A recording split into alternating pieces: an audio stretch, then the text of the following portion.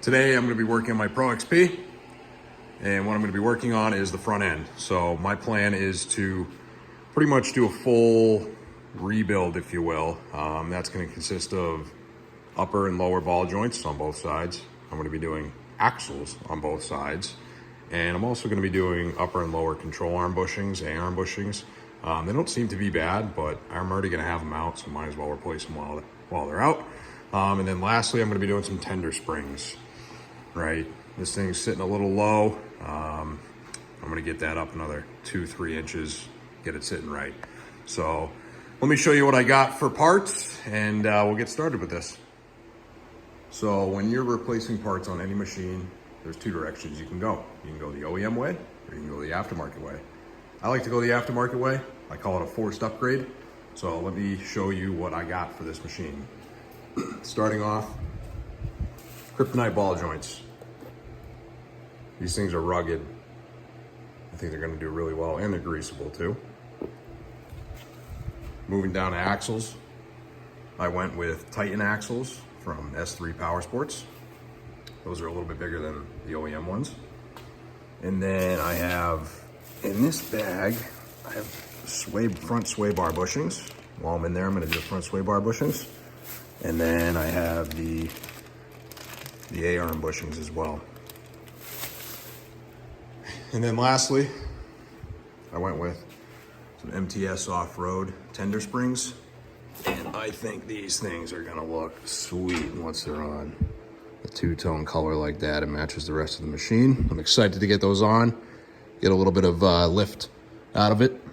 And you can see the difference here between the stock tenders and these aftermarket ones. They're just gonna perform a lot better, be a lot more comfortable, hopefully. So that being said, let's get the front end up in the air, get the tires off, and start diving into it.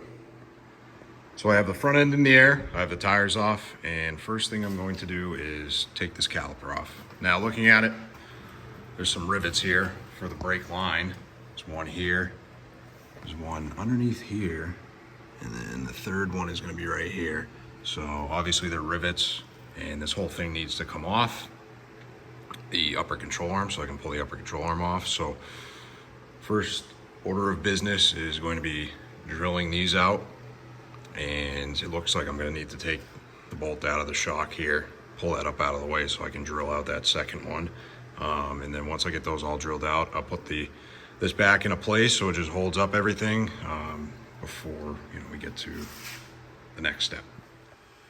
So I just got done drilling out those rivets. As you see here, this line's completely loose now. I did take the hard line that was in here and kind of just pulled it to the outside like this. And then I put my shock bolt back in so it's holding up the suspension again. I forgot to mention that this is a 15 millimeter, right? So now that that's off, we're gonna head over here to the caliper. It's gonna be the next step. And for that, just two bolts right here, one down here, and then one up there. Those are also 15 millimeter. So let me pull the caliper off both sides, and then we'll move on to the next step. So I've taken off the calipers, as you can see over there. I kind of have them resting on buckets. You don't want them hanging. That's just not good for the lines. Something I want to mention is when I'm doing like big projects like this, I like to put the bolts back where they go. That way I don't lose bolts and I don't have a pile of just miscellaneous bolts. So when it's time to put this back together, I know exactly where this bolt, will go. And it's pretty helpful, pretty easy. So now the next step is going to be taking off the hub here. All right, so there's a cotter pin. I've already pulled that out, and then this is a 30 millimeter nut. So you're going to want to take an impact or a wrench to this, buzz this off, and then it's time to pull the hub off. So let me do that real quick, and then we'll get to pulling the hub off. So I've just pulled the hub off. What I did was took a dead blow hammer here and lightly hit this back. It moves back a little bit when you hit it, and then I kind of lightly hit around the hub here, and just kind of wiggled it loose. You're going to want to take your time here. Definitely patience with this step because you don't want to ruin your wheel bearing. Obviously you can replace it, but In my case, I do not want to replace the wheel bearing. These are fine. So with that being said, the next step is going to be disconnecting the tie rod end and then the upper and lower ball joints. That way we can get the knuckle out and continue on. So let me do that real quick. Well, I tried being gentle with the passenger side and didn't want to come out. When it did come out, pulled the outer race with it. So that's stuck on there now. So no big deal. I'm just gonna have to replace the bearing on this side, pull this outer race off, clean it up, and push the bearing out of this knuckle. Fun. So the knuckles are out on both sides. Next step is going to be probably pull the lower control arms off of both sides. That looks to be the easiest. The upper control arms are going to be a little bit more interesting, just because this bolt up front here, the nut I have to access, which is back here, which happens to be right behind the winch. So I'm going to take the lower control arms off first, and then I'm going to figure out what I need to do. Hopefully I don't have to pull the bumper off in order to get that upper control arm bolt out. So the lower control arms are off on both sides, and next step is going to be the upper control arms, and it looks like I am going to have to take this bumper off so I can get access to that front nut on the front of the upper control arm here. So I got to get in there. Let me take this bumper off and see what I got to do next.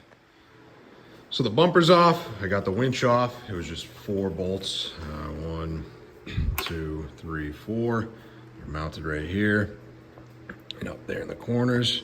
So I pulled that whole mount with the winch off, and I have it sitting on a concoction that I've made. I could have just pulled the winch wires off, but what's the fun in that? So next step is going to be disconnecting the shock, the sway bar right here, and then there's the nut that I was after, that, and then the back one, and pull the upper control arm off. So let me do that and I'll get back with you after. Okay, so I just got the upper control arms out, so you can see here. Before we get to putting the ball joints in and the bushings on those A-arms, I think I'm going to put the bushings in the sway bar.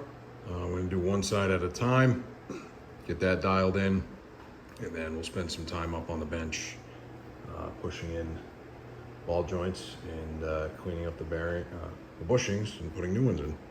So let me do the sway bar bushings real quick, and then we'll move on. So I just took the sway bar bushing out. As you can see here, it's pretty worn out, but I noticed something when I was taking this apart, and that's the hole right there in the bracket, and I've been pumping grease into it. Some people say this isn't serviceable or greasable, but I think it is, and I bought this little thing that goes right on the end of a grease gun. You put it in that hole and then pump grease into it, and theoretically it works, but I was looking at the bushing here, and there's no hole on the end here that allows the grease to get in. So it was getting grease on the outside, kinda, but it wasn't getting anything on the inside. And there's a hole in the back here, which is pointless, because there's no Zerk fitting on the back side there. So what I'm gonna do is, with the new bushing, put it in the bracket. I'm just gonna take a drill bit, drill through the new bushing on the top here. That way, when I go to grease these, I actually get grease on the inside, and hopefully these new ones will last a lot longer. So I just finished installing the sway bar bushings, and like I was telling you earlier, I put a little that grease fitting on the end in that hole there, and then greased them up, and they are dialed. There's grease in there now, and it's nice and smooth, and it's nice and tight. So with that being said, I think I'm gonna move on to that wheel bearing that I messed up. I'm gonna get that out of the way, press that new wheel bearing in, and then we're gonna move on to the ball joints. So let's do that.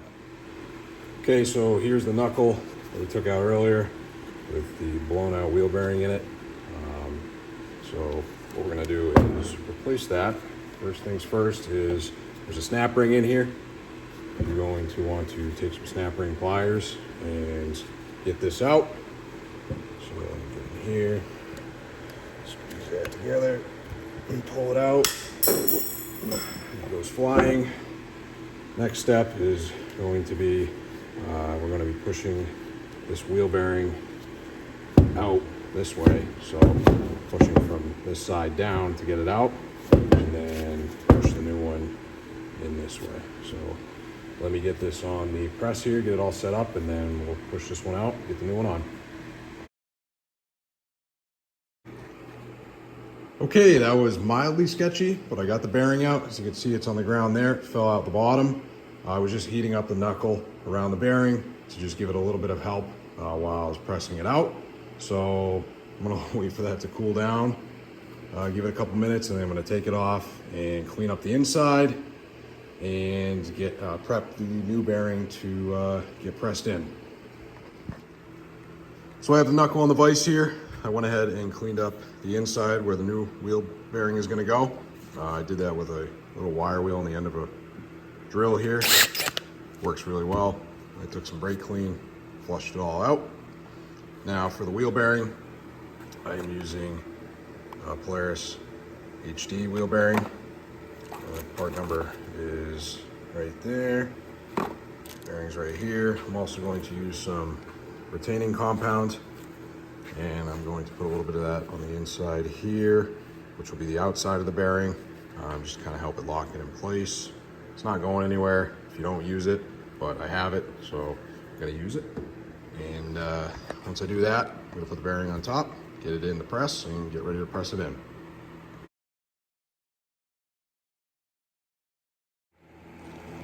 Okay, so the bearing's in. I put the snap ring back in, sitting flush. I'm gonna let that sit overnight so the retaining compound can dry. But in the meantime, I think I'm gonna get to chipping away at the ball joints here and the bushings, so let's get into that. Okay, so I have the lower control arm up on the table here. I went ahead and removed the snap ring that was around here. I also cut out the rubber because we're gonna be pressing down from here. And as you can see, look inside, this ball joint, no good. It's all crusty, so glad I'm replacing it. What I found out is a 1-inch socket will fit perfectly where we need it to. So I'm gonna go ahead and get this in the press and see what happens. Okay, the first ball joint is out, as you just saw. Note to self and to you, don't use a 1-inch socket, use a 15/16 socket. It still fits just fine, but I pushed the socket a little too far and it got stuck in here, so I just hit it out with a hammer. But you don't want to have that your socket get stuck in here, so just use a little bit smaller one and it'll still do the same thing and it should fall right through. But that being done now, I'm going to do that to the rest of the ball joints, and then I'm going to get to putting in the kryptonite ball joints.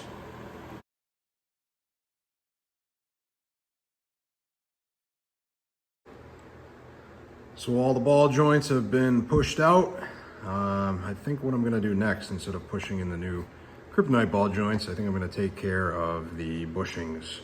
And then when I'm done with that, last thing I'll do is put in those ball joints. So right now I'm gonna just kind of wipe everything down, clean up the ends, get rid of all that dirt and stuff, and then get those bushings out and see what they look like. So I just popped these end caps off here, and I was looking at the bushing and I saw this little clip in here, kind of a retaining clip holding the bushing in. So you're gonna need a little pick, a little screwdriver to get that thing out of there, but I kind of wiggled it out of there gently so I didn't break it. I have a feeling this is going to be on all of them, so that's something I did not see coming, but if you got the pick and the screwdriver, you should be able to get it out. And then I'm going to hit the bushing out from the other side and get the new one in. All right, so I just flipped the control arm around and I knocked the bearing out. What is this, 13/16 socket and a dead blow hammer. A couple hits and it popped right out. So I'm gonna clean up the hole in here a little bit, get the new one in, and continue on to the rest of them. So an update for you. I am just about to wrap up the second set of bushings on the lower control arms. And I've already put the bushings in, and on the ends, there are these little caps with O-rings on them. So what I've done is I've pulled the O-rings off, I've wire wheeled these and this right here, and then I've taken some glass cleaner and just kind of wiped off the O-rings, and then I'm going to take some dielectric grease and lube up the O-rings again, slap them back on there, and then pop them on the ends of the A-arm. Okay, so it's the next morning. I wrapped up all the bushings last night. It was a late night, but I got them done. Now I'm going to start putting in the kryptonite ball joints, and then that'll be it for the A-arms. I can actually probably get those installed back in the machine and continue on. Okay, so I just pushed in the ball joints. Unfortunately, I did screw up one, so I only have 3 out of the 4, but that's all right. The show must go on. So I ordered a new ball joint. In the meantime, I think what I'm gonna do is pull these axles out now and get the new axles in.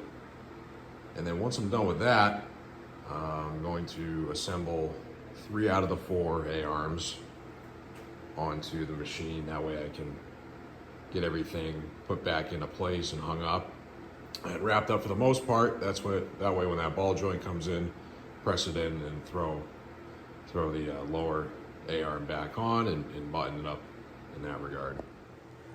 Okay, so I got the axles out on both sides.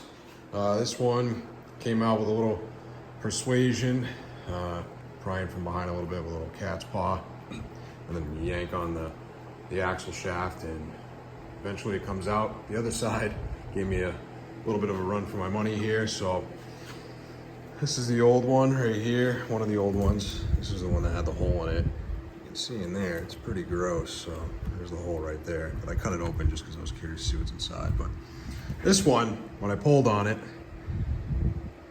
the axle came out.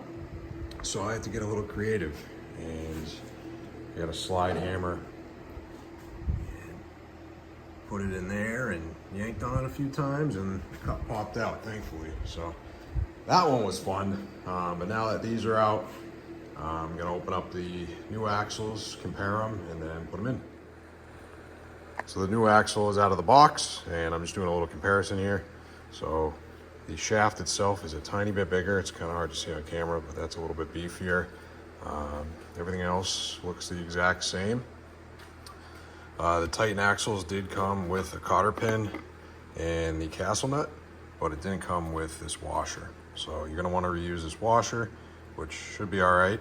And then I'm gonna keep this old castle nut too as just a spare part, just in case anything happens with that one. And moving down to the other end here, what I'm gonna do is put on some anti-seize before I put this in, just in case I have to take it out in the future. It's a little bit easier.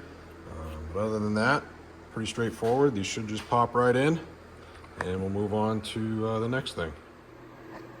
Okay, so instead of putting the axles in, I decided to pull the front shock out because I am doing tender springs all the way around. So with that being said, I had a spring compressor here, squished down the mainspring, slid that off, or there's a cup here, took that off first, and then slid the mainspring off, and then there's that piece right there, slid that off, and then you can get to your tender spring, all right? So now what I'm gonna do is clean up this area, the shock and that and whatever else, and then I'm gonna get the tender spring back on, and then just put it in reverse order, get the measurements to where they need to be for the new tender springs, and then button it up and go to the other side. So here we are a week later. My ball joint came in, I got that pressed in, and pretty much got everything put back together here.